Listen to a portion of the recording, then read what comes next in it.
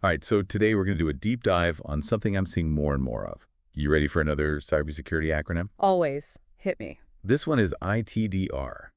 And the reason I wanted to do a deep dive on this one is because, well, Huntress, they put out a blog post called WTS is ITDR on November 13th, 2024.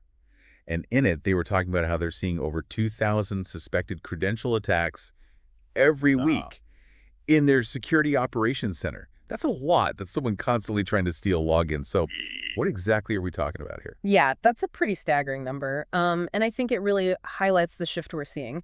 ITDR, identity threat detection and response, it kind of goes beyond the traditional keep the bad guys out approach to security, right? It's this recognition that attackers might get in, so we need to stop them from wreaking havoc if they manage to compromise credentials. So less about building higher walls and more about catching the ninja that did scale the wall before they can steal the family jewels. Exactly. That's a great analogy. Yeah. Think of ITDR as like a security system for your security system that's laser focused on protecting those digital keys to your kingdom, your identities.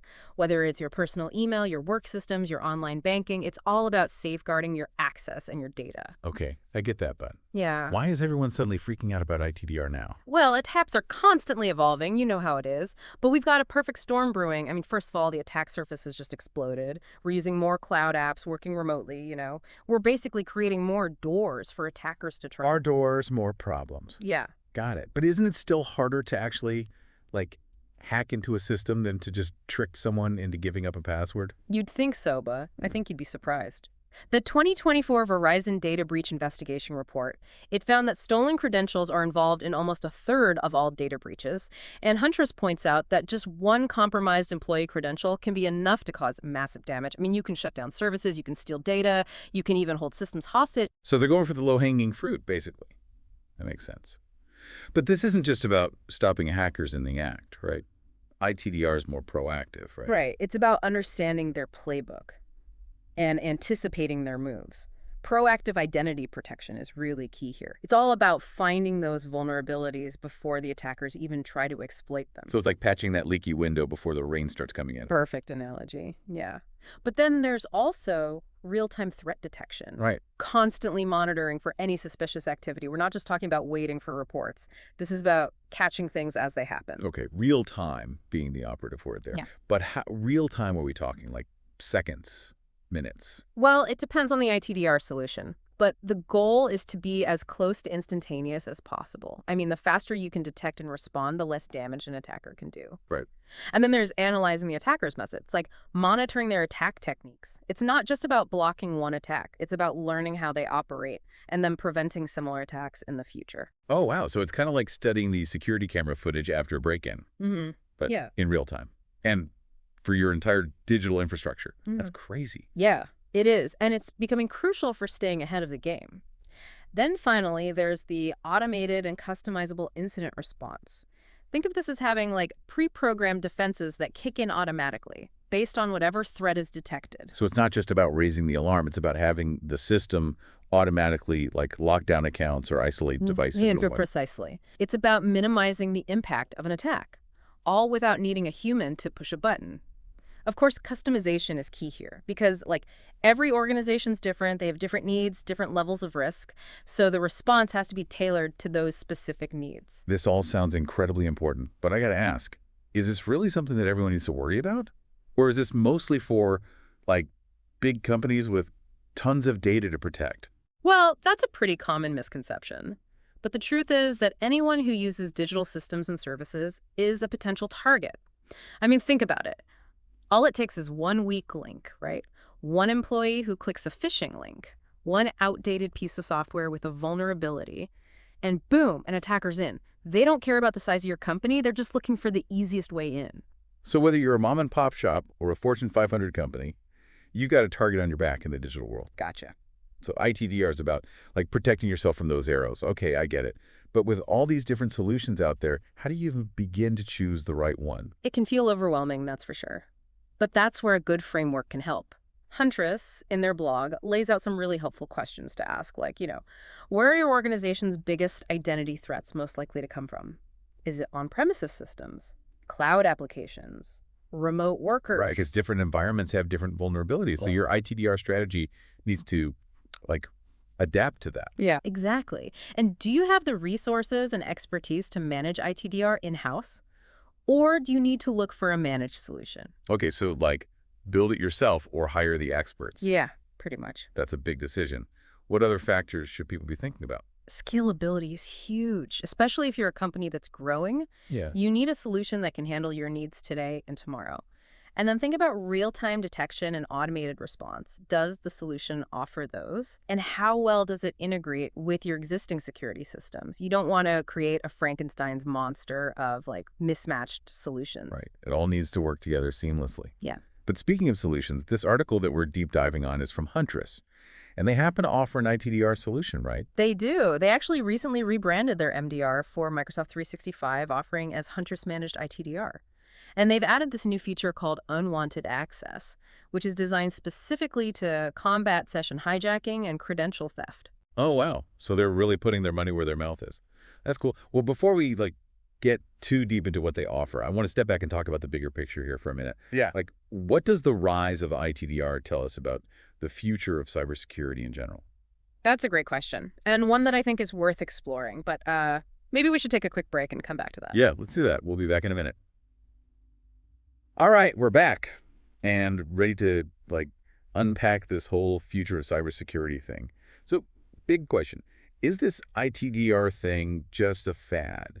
Or is this like a fundamental shift in how we're approaching security these days? I think it's definitely a shift, and I think it's a necessary one. It's like finally admitting that, that traditional perimeter-based security is just not enough anymore. Yeah, I mean, the castle walls are only as strong as the people holding the keys, right? Yeah. Exactly. And this shift is being driven by a few big trends. Like, first of all, the attacks are getting way more sophisticated. Attackers are always coming up with new ways to, exploit vulnerabilities and get around traditional defenses. Oh, it's like an arms race. It totally is, yeah. And attackers are realizing that targeting identities is just a much easier way in. I mean, why bother hacking through complex systems when you can just trick someone into giving you their login? Yeah, it's that classic social engineering play. Exactly. That's where ITDR comes in, right? Right. ITDR solutions are constantly being refined and improved to counter those new tactics. And another big trend is this blurring of the lines between traditional cybersecurity and identity management. We're seeing this convergence of tools and techniques where ITDR solutions are now incorporating things like identity and access management, or IAM, threat intelligence, behavioral analytics, automated response. So it's not just about adding another layer on top. It's about baking identity protection into the very core of an organization's security, right? Precisely. And then, of course, you've got this massive shift to cloud computing and remote work, which makes managing identity even harder. Right, because when everyone is accessing systems and data from everywhere, it's not as simple as just securing the office anymore. Exactly. And that's why cloud-based ITDR solutions are becoming so important. They give you the scalability, the flexibility, and they're cost-effective. Yeah. Which is what you need in this new world of work. Plus, they let companies tap into the expertise of, like specialized security providers. Right. Those providers are constantly monitoring the threat landscape and updating their solutions. That's like having your own dedicated cybersecurity team. Exactly. But with all this talk about technology, we can't forget about the people. Right. We can't just rely on tech to solve all our problems. We need to teach people about the risks and empower them to make smart decisions. I completely agree. Technology is super important, but it's only as good as the people using it. Organizations need to invest in security awareness training, teach employees about things like strong passwords, multi-factor authentication, and how to spot phishing scams. Right, so it's like building a human firewall where every employee is kind of a guardian of their own digital identity. Exactly. But even with the best training, people make mistakes. So that's where ITDR steps in, right? Right. It's about having those layers of protection, combining technology with human intelligence to build a stronger defense. Okay, that makes sense. So bringing it back to this Huntress blog post, they mentioned having a lot more to come regarding their ITDR stuff.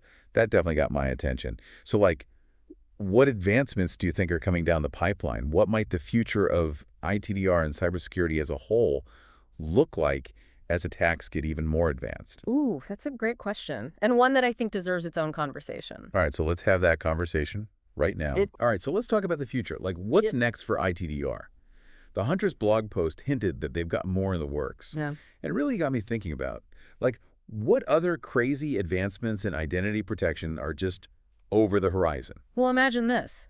What if instead of just detecting threats, we could actually predict them? Hold on. Are we talking about, like, cybersecurity psychics now? Predicting cyber attacks sounds like something straight out of Minority Report. It might sound like science fiction, but the building blocks are already there. I mean, AI and machine learning are already analyzing huge amounts of data. They can see patterns and anomalies that we humans just can't. And these systems can learn from past attacks. They can understand how tactics are changing. They can even start to predict which organizations are most likely to be targeted next. Okay, so like a cybersecurity Nostradamus, crunching data and warning us about impending doom. I'm kind of into it. But what about the human element here? Can AI really replace human intuition and expertise? I don't think it's about replacing humans. It's about giving them superpowers. Think of AI as this incredibly powerful tool that security pros can use to make better decisions. AI can do the heavy lifting, sift through all that data, flag the potential problems. But it's still up to humans to figure out what it all means and decide what to do about it. Okay, so it's more like a partnership then. AI is the tireless watchdog, constantly scanning the horizon, and humans are like the strategic commanders making the big decisions. Exactly. And that partnership is only going to become more important as the attacks keep getting more complex. But think about it. What if AI could help us move beyond passwords altogether? Oh man, tell me more. Passwords are the worst. Right. I mean, they're easy to steal, easy to forget, just a pain all around. So what's the alternative? Well, we're already seeing biometrics like fingerprint scanning and facial recognition become more common. What if that became the standard for everything? Wow, a world without passwords. I like the sound of that. It could happen. And there's also behavioral biometrics, which analyzes things like how you type, how you swipe, how you hold your device. Wait, so it's not just who you are, it's how you act. Right. It's about building this whole digital profile that's really hard to fake. Okay, that's pretty amazing, but also kind of creepy, if I'm being honest. Like, how much privacy are we giving up if our behavior is constantly being analyzed? That's a really important point, and I think it's something we need to be very careful about. We need to make sure these technologies are being used responsibly and that there are strong protections in place for people's privacy. Yeah, finding that balance between security and privacy is going to be tough. It is. But we can't forget that the attackers are innovating too. They're using AI and machine learning to launch more sophisticated attacks, create better phishing scams, even try to break through biometric systems. So it really is this endless cat and mouse game, huh? It is. And that's why it's so important to stay ahead of the curve, to learn about new threats, and adapt our defenses. That's a good point. And it kind of brings us back to what Huntress was saying in their blog post. This whole ITDR thing isn't just a nice to have anymore. It really isn't. It's becoming essential, Yeah, like the foundation of good cybersecurity. it is. It's about moving from being reactive to proactive, anticipating what the bad guys are going to do next and getting ready for them. Exactly. So we've got this crazy world of AI and biometrics and who knows what else coming our way. It's a lot to take in. It is. But I think the message is clear. We all need to start taking identity protection seriously, like really seriously. Absolutely. It's not just about the technology either. It's about educating ourselves and our teams, Yeah, about the risks. right. It's about building a culture where security is everyone's responsibility. Couldn't agree more. Well, on that note, I think that's a wrap for our deep dive into ITDR. It's been a fascinating conversation. It has. Hopefully everyone listening learned a thing or two. Yeah. Maybe even got a little inspired to step up their own security game. I hope. Until next time, folks. Stay safe out there.